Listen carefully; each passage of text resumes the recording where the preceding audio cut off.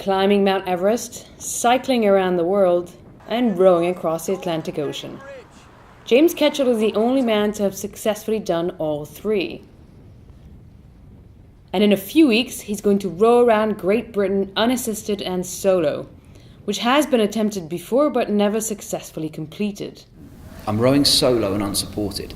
So this is where it gets a little bit tricky. Crossing an ocean in a rowing boat is not all that difficult.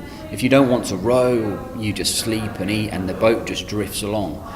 Whereas the GB row is a lot more technical. You're constantly trying to ride on the tides and the currents and things. So you've got to be quite smart when you row around the coast.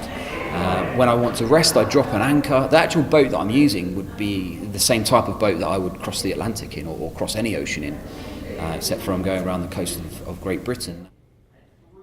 Several years ago, a motorcycle accident left James with a badly shattered ankle.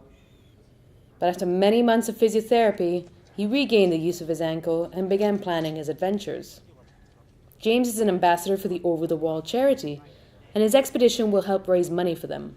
I was introduced to Over the Wall a few years ago when I met Kevin, who's the CEO, and he brought me up to speed with everything that Over the Wall do. And you know when you get a gut feeling that just something feels right, Kevin asked me to come on board and help promote the charity and align the charity to some of the expeditions that I do. And you know, I've sort of seen firsthand the work that they do, and it just blew me away. I think it's absolutely fantastic. Over the Wall is the UK branch of late actor Paul Newman's Serious Fun Camps. We take children who have serious health challenges and we provide free of charge camps throughout the UK where they get the chance to come and do things that ordinarily they wouldn't do.